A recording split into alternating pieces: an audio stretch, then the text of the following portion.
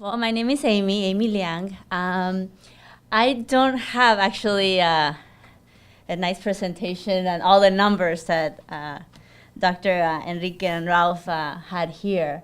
I'm going to tell you a little bit more about my personal experience and how maquiladoras and how they work, and actually be part of that working on the maquiladora. I was born in Taiwan, but I grew up in Latin America, and part of it I came to U.S. For college, and I was actually in San Diego, so it's nice. I love San Diego, but being in San Diego gave me the opportunity or the door to actually be part of this NAFTA and creating a maquiladora in Mexico.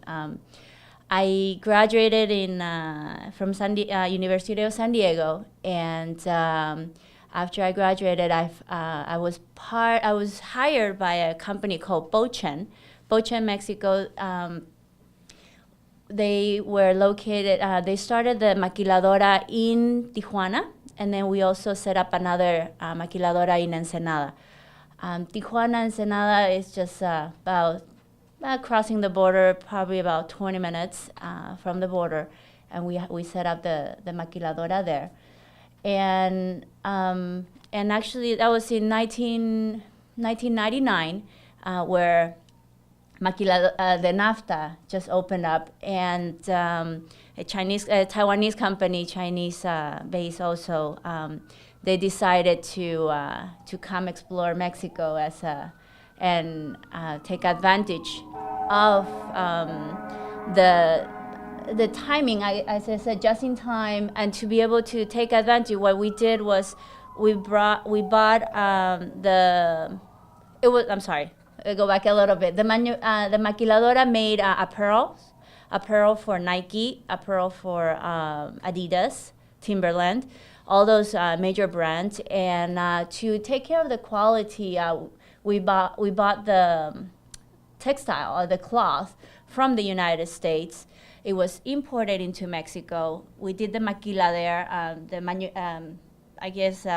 arming, putting together the cloth, and then we exported back into United States, and that's taking advantage of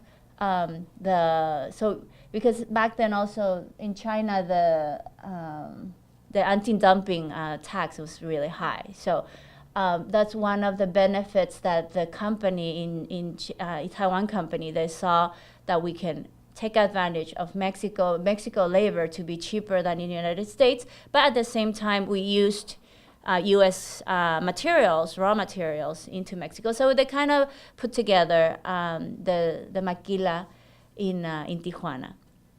There were a couple of challenges on the way. They brought a group of about 20 to 25 Chinese technicians into Mexico to lead the maquiladora.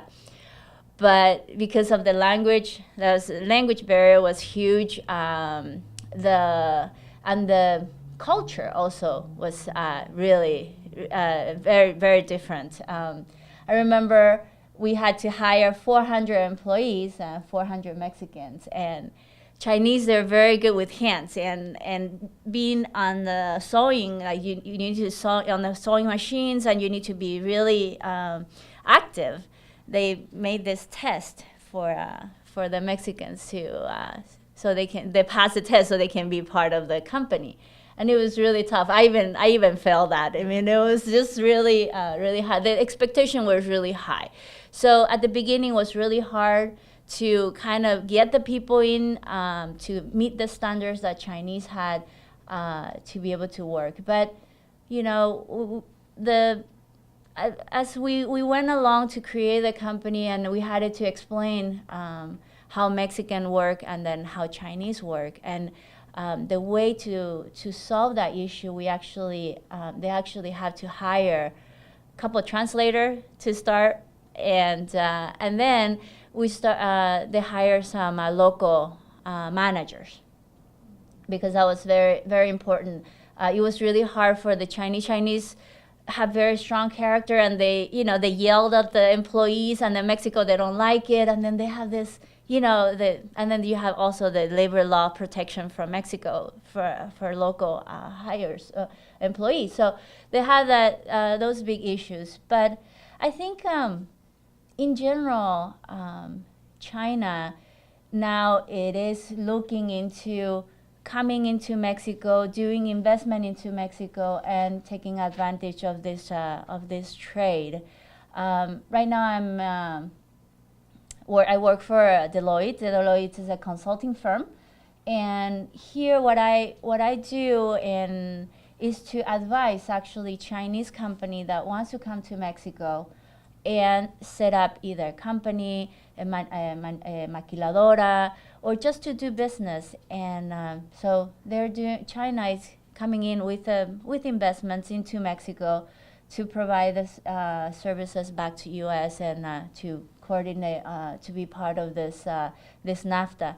I know a lot of people say that China is everywhere and they're dominating, but I think China, it is doing an effort to be part of the business, to be more competitive, and to be ethical. Because I think a lot of before, like where they're talking about property of intelligence or intellectual properties, or copying and things like that. I think they're leaving a little bit that behind, and they're really looking into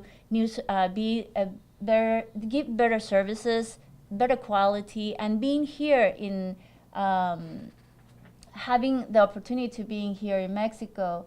It give them also open up the doors for them to be part of this trade. As I said, that's kind of the experience that I have. Don't know if you guys have any questions. I'm actually, there's great companies from Asia that is coming into Mexico. We have Foxconn. Foxconn is a Taiwanese company also, that they've been here for a long time now, and they produce a lot of components for the iPhones. I mean, Foxconn is the #1 factory that produces Mac product, right? And they are in Mexico. They're a huge factory here. You have Tatong. Tatong is also a Taiwanese company that's been here for about 10 years now, and they produce TVs, they produce monitors, and part of electronics. And I think it's just they're looking into coming into Mexico because of the just-in-time delivery, because of the labor. Labor is actually being a little bit very competitive for Mexico now compared to China. Before, in 2000, at the beginning of 2000 or late 1990s, China labor was really cheap, but now it's kind of leveling out. So they are actually also coming into Mexico to look into that, and they just have to know the challenges that they might encounter, which are languages and cultural. I think other than that, everything else should be really smooth, and we'll be able to grow the market in Mexico.